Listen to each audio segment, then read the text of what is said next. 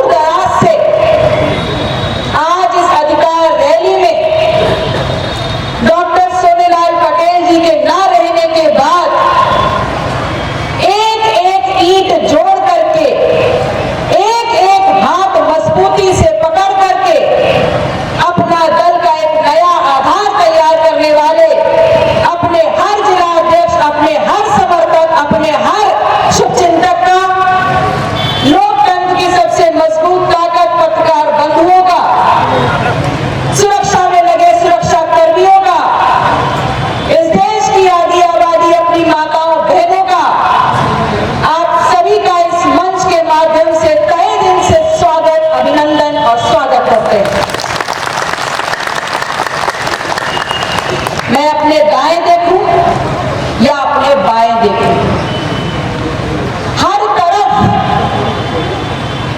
पिछड़ा समाज, दलित शोषित समाज मुझे दबदबाई निगाहों से देखता नजर आ रहा है।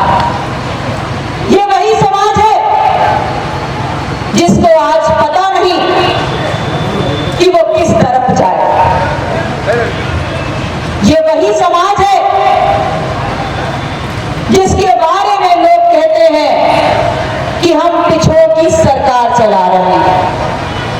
अगर पिछड़ों की सरकार चला रहे हैं तो ये बताइए कि जब पिछड़ों का शोषण होता है, जब पिछड़ों को घर में घुस के मारा जाता है, और ये शोषण जो सदियों से चला आ रहा है, बहुत पुराने से चला आ रहा है, जब इस शोषण के खिलाफ कोई व्यक्ति विरोध करता है, प्रतिकार करता है, तो वो व्यक्ति जेल की सलाखों के पीछे क्यों ठूस दिया जाता है?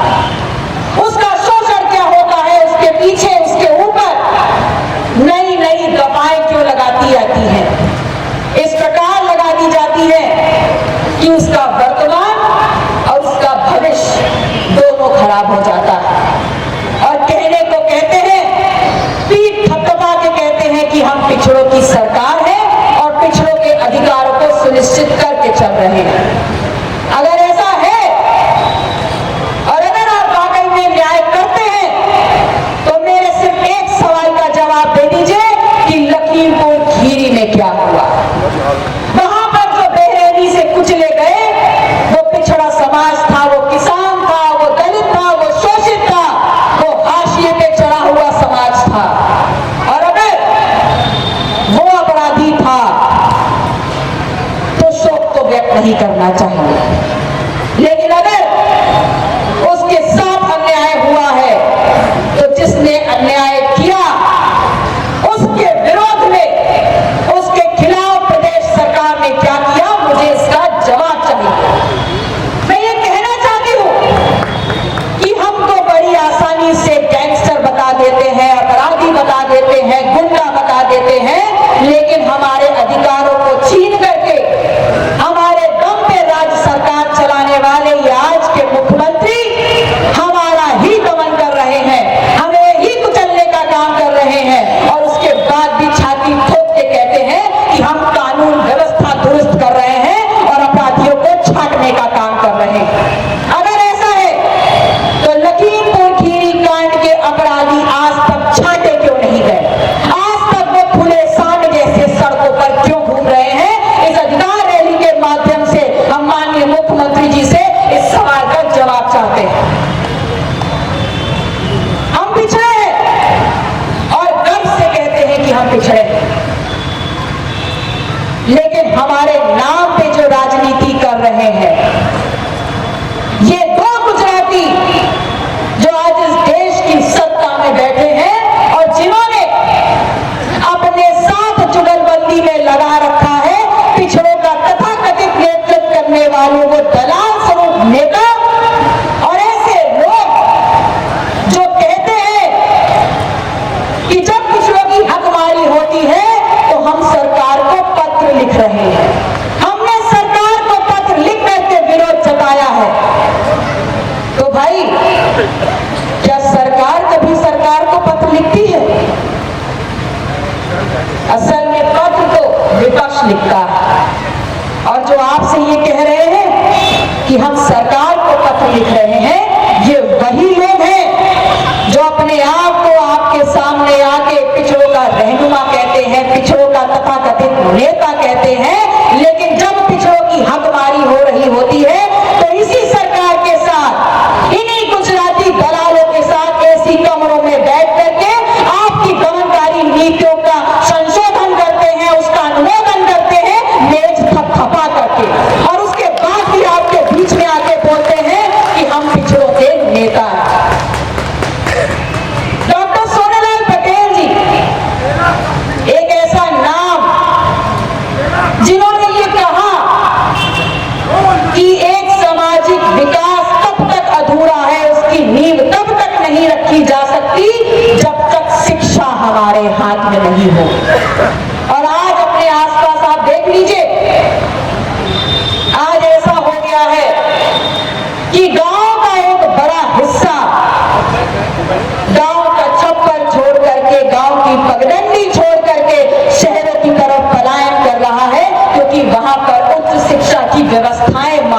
नहीं है। ये सब जानते हैं कि शिक्षा का स्तर गर्त में जा रहा है, लेकिन उसके बावजूद हमारे देश के बड़का बड़का नेता कहते हैं कि हम स्मार्ट सिटी बनाएं। वास्तविकता यह है कि अगर देश का सर्वांगीण विकास करना है तो सबसे पहले स्मार्ट सिटी नहीं, स्मार्ट गांव का निर्माण होना चाहिए। और ये कोई नामुमकिन चीज नहीं है। एक गांव को स्मार्ट गांव बनाने के लिए सिर्फ अगर उत्तर प्रदेश की बात कर ले, जहां 2.5 लाख गांव है, वहां पर अगर हर एक गांव में सिर्फ आप 10-10 लोगों को रोजगार दे देंगे तो वो गांव अपने आप ही स्मार्ट गांव बन जाएगा। सिर्फ सोच होनी चाहिए, कोई नामुमकिन सी चीज नहीं है। एक गांव में दवाई नहीं मिल सकती क्योंकि कम्युनिटी सेंटर नहीं है। एक गांव में बच्चों को पैदल चल के जाना होता है क्योंकि प्राथमिक विद्यालय नहीं है। हाई स्कूल के ऊपर अगर परीक्षा करनी है तो कॉलेज नहीं है, और हाई स्कूल पढ़ना है तो हाई स्कूल नहीं है। सिर्फ इतना ही करना है कि सरकार अगर हर गांव में यही सुविधाएं दे दे तो सामुदायिक केंद्र में डॉक्टर नर्स तो जरूर आएंगे। एक प्राइमरी स्कूल में एक शिक्षक एक आया जरूर आएगी। एक हाई स्कूल टीचर में स्कूल में 2-3 टीचर, एक प्रिंसिपल जरूर आएगा। जरा गिनती कर लीजिए, एक गांव में सरकारी नौकरी 10 लोगों को आसानी से मिल गई। और जब वो सरकारी व्यक्ति उसी गांव में रहेगा तो क्या उस गांव का सर्वांगीण विकास नहीं होगा? बिल्कुल होगा। लेकिन उनका उद्देश्य क्या है? उनका उद्देश्य है कि गांव को खत्म कर दो, गांव में रहने वाले लोगों को शहरों में भेज दो, और शहरों में भेज करके स्मार्ट सिटी का तमगा देते हुए स्मार्ट सिटी के छलावे में उस गांव से चलने वाले आदमी को, जो अपनी जमीन का मालिक है, शहर में भेजकर मजदूर बना दो। और आज हम मजदूर बन गए। बड़ी चालाकी से कहते हैं कि पिछड़ों की सरकार। अगर पिछड़ों की सरकार है तो ये बताइए, जब पिछड़ों की हकमारी हो रही है तो उस वक्त हमें न्याय क्यों नहीं मिलता?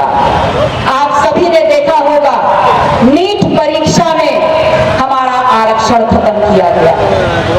समाज जागा, सामाजिक संगठन जागा, हर एक आदमी सड़कों पे उतरा, हम भी उतरे, माता जी भी उतरी, और लगातार ललकार करके कहा कि अगर नीट में आरक्षण वापस नहीं किया जाएगा तो सरकार चलने नहीं देंगे। आप सबने ताकत दिखाई तो देखिए एक बदलाव तो जरूर आया। और अगर ऐसे ही लगातार अपने अधिकारों के लिए सड़क पर उतर के काम करेंगे तो हमारी हकमारी कोई नहीं कर पाएगा। हमसे कहते हैं कि आरक्षण खत्म करने की हमारी कोई योजना नहीं है।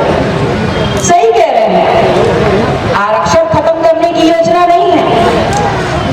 आरक्षण मिलता कहां है आपको? आरक्षण मिलता है सरकारी नौकरियों में। तो वो नाक ऐसे ना पकड़ के घुमा के पकड़ रहे हैं। वो आरक्षण खत्म नहीं करेंगे, वो सरकारी नौकरियां ही खत्म कर देंगे, और हो भी रही है। एयरपोर्ट बेच दिए, रेलवे बेच दिए, LIC बेच दी, BSNL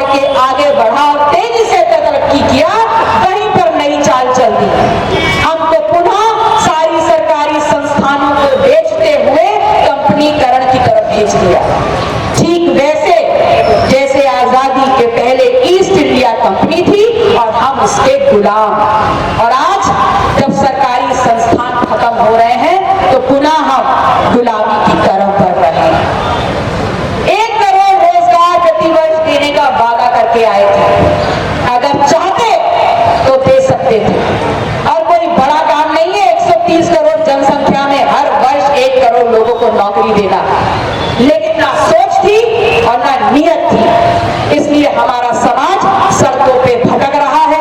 हमारे समाज के लोग अपने अपॉइंटमेंट लेटर लेकर के पिछले 5 महीनों से लखनऊ की जमीन पर बैठे हुए हैं 69,000 शिक्षक भर्ती को लेकर के कि जो हमारी हकदारी की गई है उसमें आरक्षण का कोटा पूरा किया जाए। 69,000 शिक्षक भर्ती के इस आंदोलन में उन शिक्षकों के साथ, अपने समाज के लोगों के साथ पहले भी थे, आज भी है और उनको न्याय मिलने तक अपना दल का हर कार्यकर्ता पूरी ताकत झंडे और झंडे के साथ खड़ा रहेगा।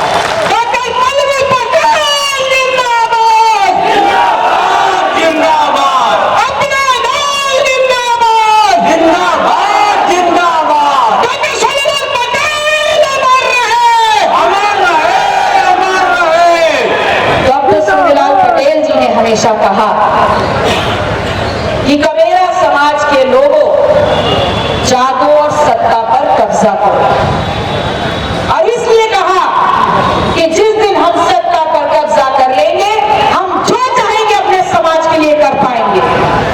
लेकिन आज देखिए, वो डॉक्टर सोनेलाल पटेल जो व्यवस्था परिवर्तन की बात करते थे, जो कमेरा समाज की बात करते थे, उनके समाज को प्रतापगढ़ की उस धरती पर, जहां पर अपने समाज को सामंतवादी ताकतों के साथ सीने पे गोली खाने के लिए पूरी ताकत से डॉक्टर सोनेलाल पटेल ने खड़ा करने का काम किया, उस प्रतापगढ़ जनपद में ईंट गारे से बने हुए ढांचे का नाम डॉक्टर सोनेलाल पटेल के नाम पे कर दिया। अरे वास्तविकता में अगर आप डॉक्टर सोनेलाल पटेल जी का सम्मान करते हैं, उनकी विचारधारा का सम्मान करते हैं, तो डॉक्टर साहब की बनाई हुई हर एक नीति का अनुपालन कर दीजिए। उनके समाज में इतनी ताकत है कि हर चट्टी चौराहे पर डॉक्टर सोनेलाल पटेल के नाम को अंकित कर देंगे। हमें आपके साथ की और आपके सहयोग की जरूरत नहीं पड़ेगी। वहीं पर उनके समाज को घर से घसीट के मार रहे हैं और वहीं पर कह रहे हैं कि डॉक्टर सोनेलाल पटेल जी को अमर कर दिया। डॉक्टर सोनेलाल पटेल अमर होने के लिए किसी के रहमो करम के मोहताज नहीं। वो पहले ही कह चुके थे और आपके बीच में हमेशा कहते रहे कि जिस आंदोलन का बीड़ा लेकर के हम लोग चल रहे हैं, अगर किसी रास्ते में डॉक्टर सोनेलाल पटेल गुजर भी गया तो इस आंदोलन का झंडा थामे हर एक आदमी अपने आप में हजार डॉक्टर सोनेलाल पटेल होने का काम कर देगा। और मुझे फक्र है कि आज इतनी भारी तादाद में पके बाल से लेकर के युवा साथी सभी डॉक्टर सोनेलाल पटेल की बड़ी संख्या में मुझे इस मैदान में नजर आ रहे हैं। ये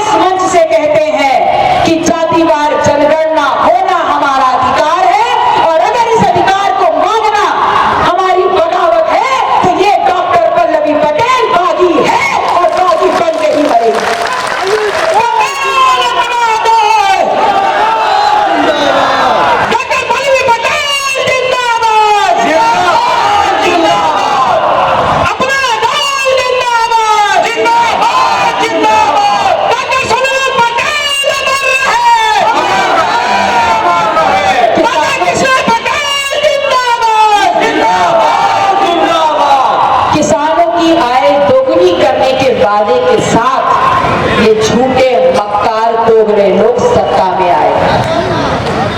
हो गई आय दुगनी नहीं हुई, और ऊपर से हमारे किसान भाइयों की दोहरी मार हो गई। एक तो जबरन हमारी जमीन हथिया रहे हैं औने पौने दामों पर, और ऊपर से जिनकी जमीनें बच गई हैं वो इस देश में सबसे महंगी बिजली और सबसे महंगा डीजल इस्तेमाल करके फसल को खेत में लाने का काम करते हैं, और जब अपनी ये फसल लेके बाजार में जाते हैं तो औने पौने दामों में उसे भी खरीद लेते हैं। और आज जो 3 कृषि कानून जिसके लिए हमारे इस देश का अन्नदाता लगभग 11 महीनों से दिल्ली की बॉर्डर पे बैठा है, उसे कितनी मांग कर रहा है कि ये कृषि कानून लागू नहीं होने देंगे, क्योंकि अगर ये कृषि कानून लागू हो गए तो इस देश का किसान जो अपने जमीन का मालिक है गुलाम बन जाएगा, और उसके खेत से निकलने वाला 1 रुपए वाला टमाटर मॉल में जाके 150 रुपए किलो का बिकेगा, लेकिन किसान को 1 रुपया ही मिलेगा।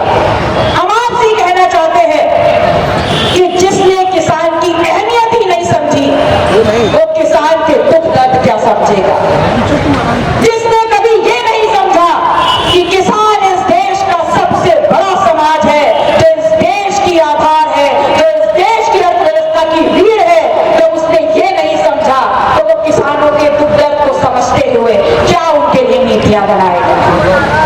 ये रैली महज एक रैली नहीं है। इस रैली के माध्यम से मैं आप सबसे कहना चाहती हूं कि मैं डॉक्टर पल्लवी पटेल एक पीएचडी डिग्री धारक हूं, और मैंने कैंसर रोधक दवाइयों पर रिसर्च की है, और मुझे पता है कि जब कैंसर बढ़ जाता है तो उसका इलाज सिर्फ ऑपरेशन होता है। और आज इस देश में ये योगी मोदी रूबी कैंसर इतना ज्यादा बढ़ गया है कि ये पिछड़ा कमेरा बहुजन समाज को नोच नोच कर खा रहा है, और ऐसे में अब हमारे पास ये जिम्मेदारी है और हमारा ये अधिकार है कि हम ऐसे कैंसर लगे हुए अंग को काट करके फेंक दें और सत्ता से उखाड़ कर फेंक करके नीचे डालें। पिछली 22 अक्टूबर इसी वाराणसी जनपद के सारनाथ जगह से हमको ट्रैक्टर अधिकार यात्रा की शुरुआत करनी थी, और इस तानाशाह राज्य सरकार ने हमारे घर पे छापेमारी करी, हमको गली गली ढूंढा, और अंततः 22 अक्टूबर को किसानों के सवाल पर, रोजगार के सवाल पर, सामाजिक न्याय के सवाल पर, महिला सुरक्षा के सवाल पर, आरक्षण के सवाल पर हमको वो अधिकार यात्रा नहीं निकालनी थी। उसी दिन मैंने ये प्रण कर लिया था, संकल्प कर लिया था कि आज जिस अधिकार यात्रा को पुलिसिया बल के दम पर आज हमको रोका गया है, अगली बार जब बनारस की सरजमी पर कदम रखूंगी तो इससे दुगनी ताकत में इस प्रदेश सरकार को चेतावनी दूंगी कि पिछड़े के अधिकार की इस लड़ाई का बिगुल फूंकने आई हो, और बहुत खुशी है, बहुत फख्र महसूस कर रही हो कि मैंने तो सिर्फ दुगना सोचा था, आप तो 4 गुना 5 गुना ताकत में आज यहाँ बैठे हुए हैं। मैं अपने विशेषकर युवा साथियों से पूछना चाहती हूँ कि आप सोच लीजिए और आप ये बताइए कि आपके सपने क्या हैं, आप अपना भविष्य कहां देखते हैं। अगर भविष्य डिग्री लेकर के सड़कों पे घूमने को समझते हैं तो आप मुगालते में हैं, लेकिन अगर आप अपना भविष्य देखते हैं कि आप इस देश के कमेरा समाज हैं, आप इस देश का आधार हैं, तो आपका हक बनता है, आपका अधिकार बनता है कि सड़क से लेकर सदन तक हर नौकरी में आपकी बराबरी